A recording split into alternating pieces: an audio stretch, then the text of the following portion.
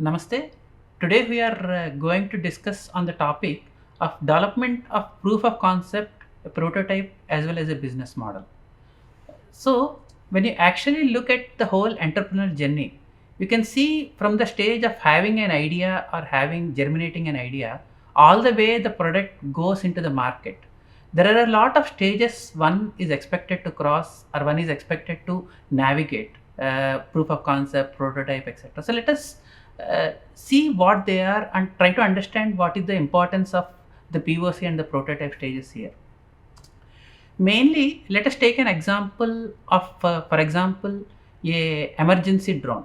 You have an idea of creating an emergency drone. That's the idea stage. But when you're talking about a product stage, you're not just talking about the idea, but you're actually looking at, for example, the complete feasibility of it. Are the motor specifications correct? Is the maximum load which can carry? What is the time it is going to take for flying, etc. Similarly, also have to look at the funding related aspects. How do you convince or how do you get the necessary funding which is required to manufacture this component? Or maybe even, for example, aspects related to production.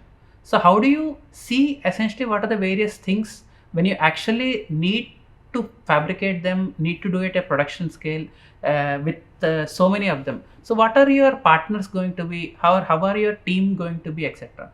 So you see, essentially, this gap between idea to product is a large gap. Okay, so the having an idea is one thing, but taking all the way to the product has lot more things to be covered and lot more things that we need to look into. So that is where essentially this concept of our proof of concept or prototype comes into the picture.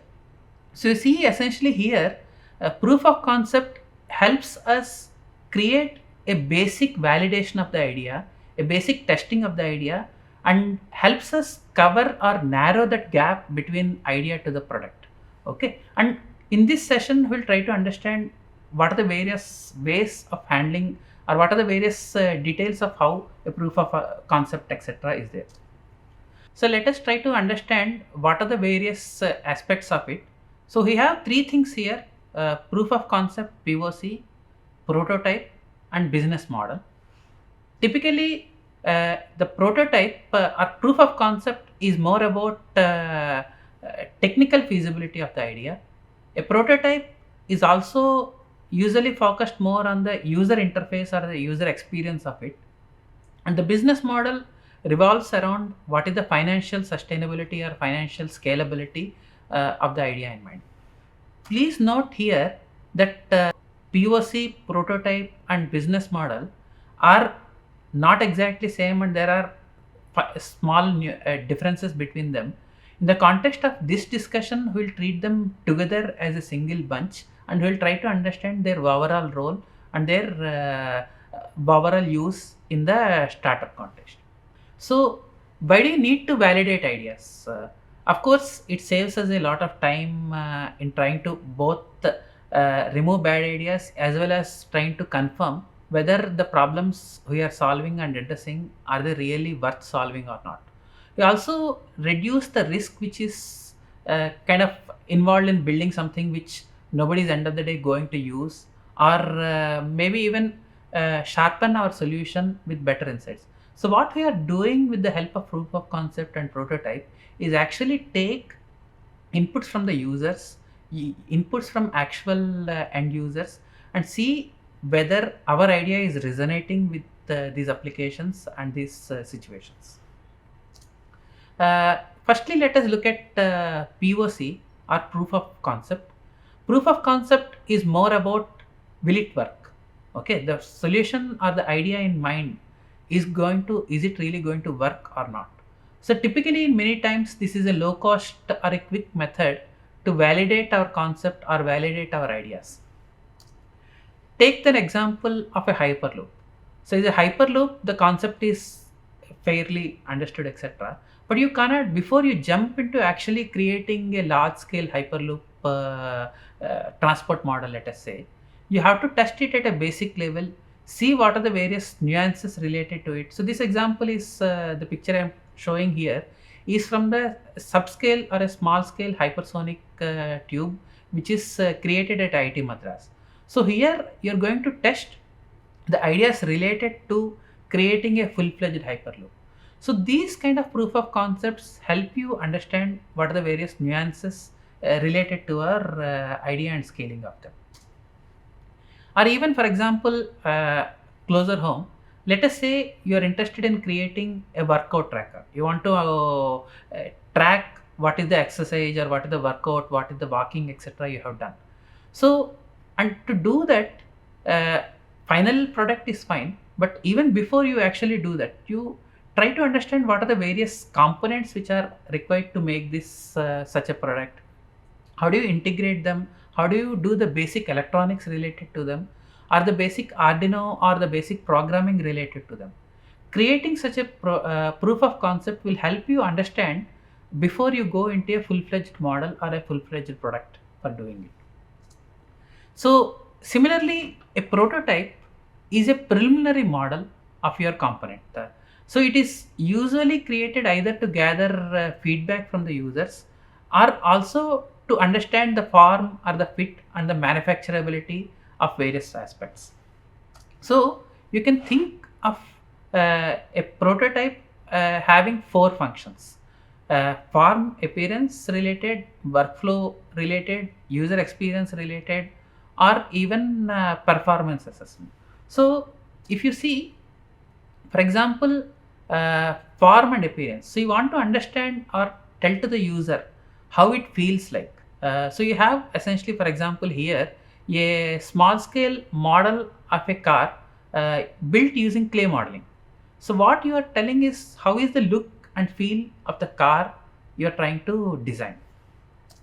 Similarly, it can be also, for example, like a architectural model, the model of a building, which will help you understand how is the lighting, how is the airflow, or how is the look and feel of the building you have in mind. Similarly, sometimes you can also have a prototype just for understanding the workflow of it. For example, this is a very simple basic sketch flow prototype.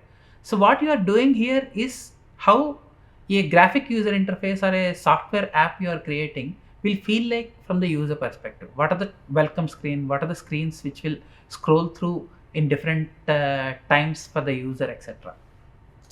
Next application may be, for example, user experience. So you also want to understand what is the user experience. So for example, what you see here is a basic a cardboard model of a car, but what we are trying to understand is how is the space between the driver and the steering wheel, or how is the leg space and how comfortable and reachable are the brakes around it, etc. So this kind of a prototype helps you the user give an experience about how his interaction with the device is. Uh, Similarly, the next model you're having is that of a prototype mouse. So you see all the electronics are not there. On the left side what you have is a 3D printed mouse. But this helps you essentially at least understand how is the grip going to be, how is the grip movement, and how you can understand how the user feels in trying to navigate or use this computer mouse when he or she is operating it. The next aspect of it is typically about your performance assessment also. So here you have, for example, a wind tunnel model of a or a flow analysis model of a simple car.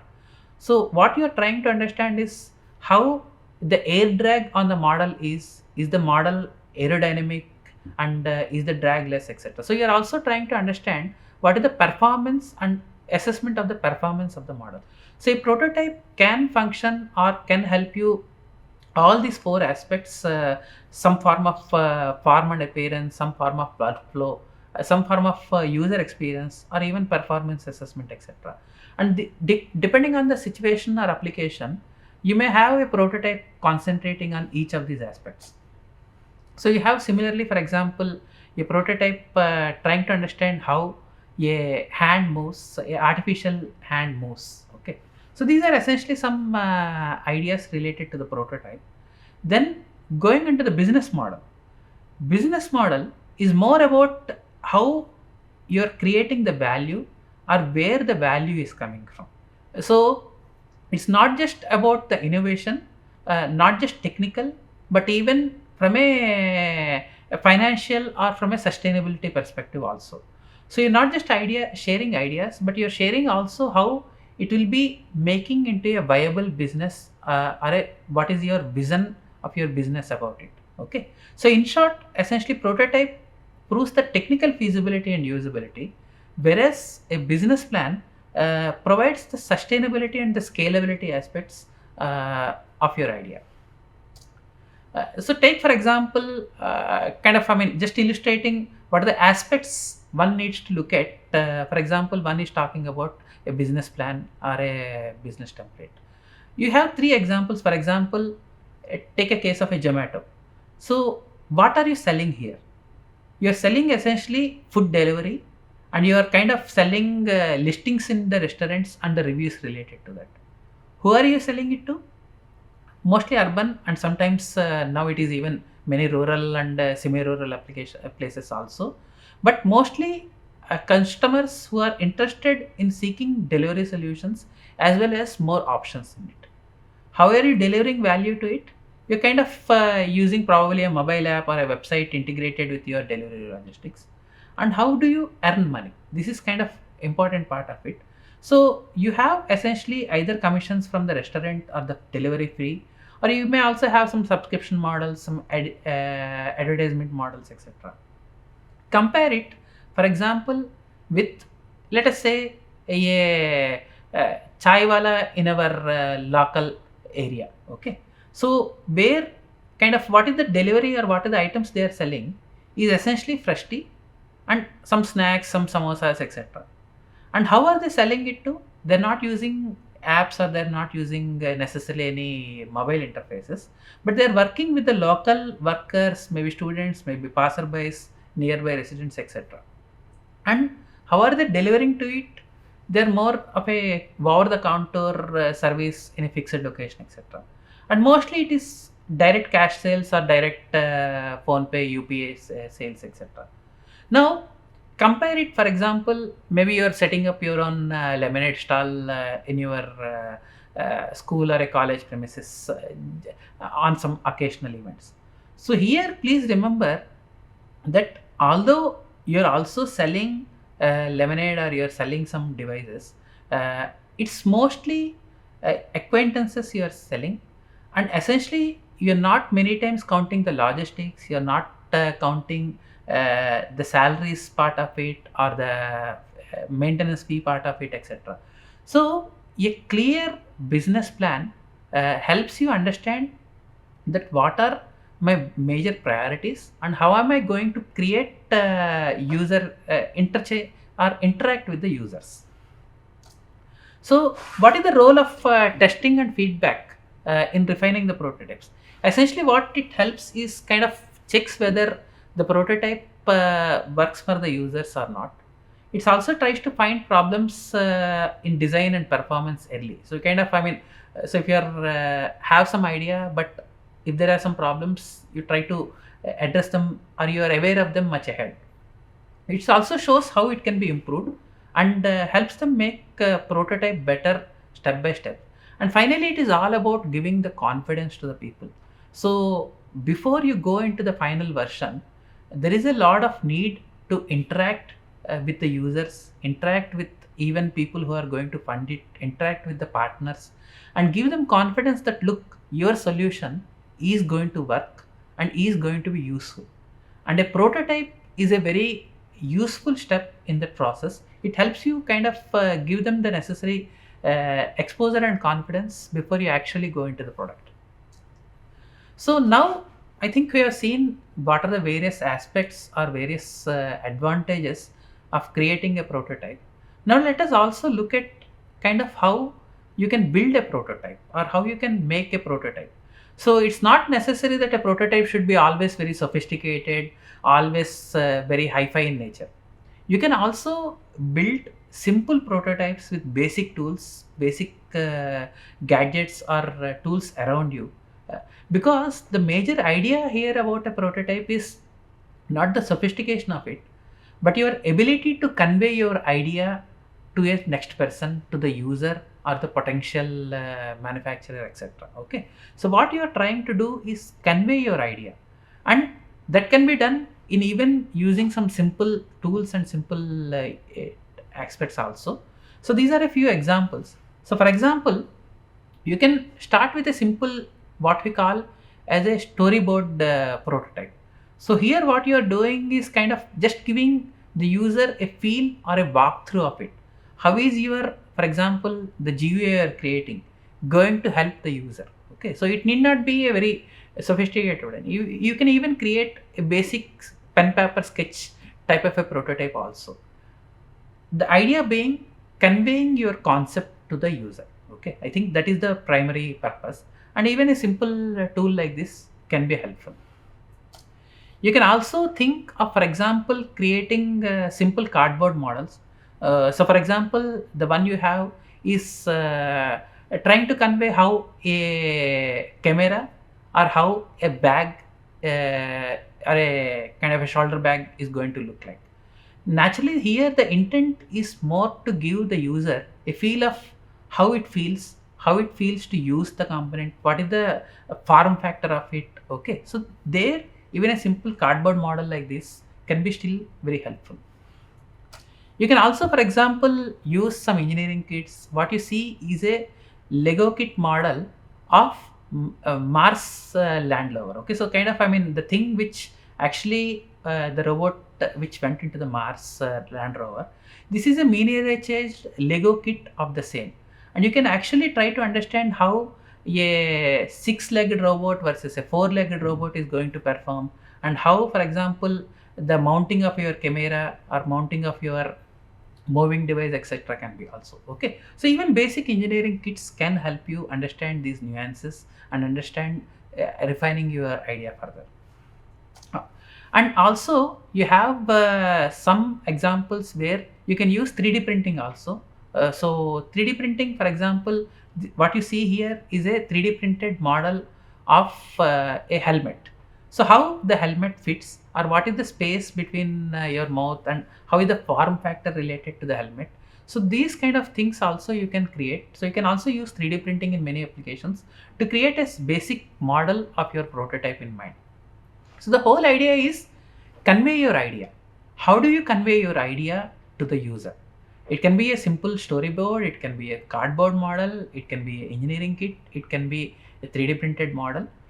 It may be a lot more sophisticated tools, but the idea is to convey to the user how your product is going to look like, convince the user how it is going to be useful or beneficial to them, etc.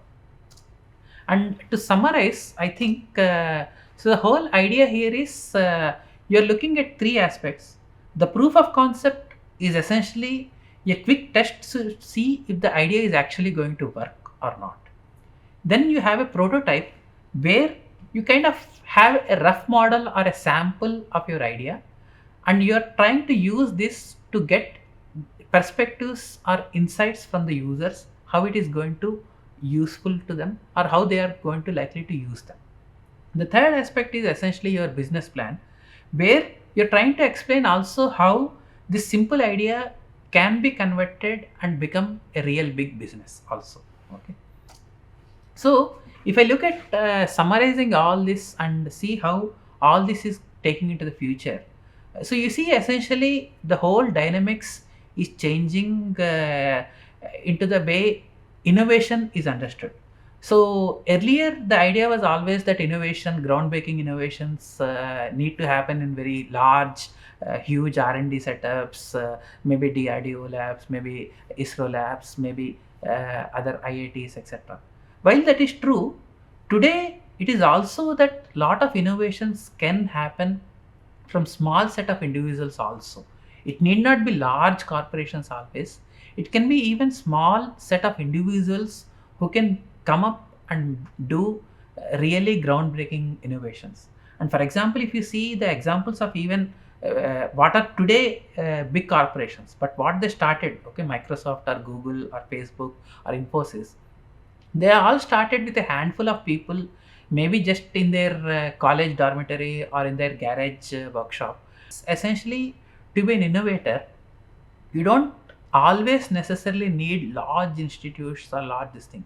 Even a simple young school kid can also have a wonderful idea and can be a great innovator. I think that's kind of crucial here. And the one figure you see on the right side is the GDP of India across the years. You see, today the GDP share of India in the world GDP is very small, and I mean it has to be. But it's also true that if you see, it's not that this was always so. Just even 200, 300 years back, you don't even have to go into the reign of Ashoka or Guptas, etc. Even just 200, 300 years back, the share of India's GDP in the world GDP was significant, close to 20-30%. And essentially, this is all coming from manufacturing and innovation, etc. So, if you look at it, essentially, this is not just a possibility, but the need of India, that if India has to become Atmanirbhar, we have to have a lot more manufacturing sector or other sectors booming and things happening in India with Indian ideas, with Indian stakeholders, with Indian students and youth, etc., playing part in it. Okay, and I think that's where all this is coming from. And I hope the journey from innovation to the product with prototype in as an intermediary will be helpful to understand the nuances of it and at least in a way help in the overall process. I think with that I will end this session. Thank you. Namaste.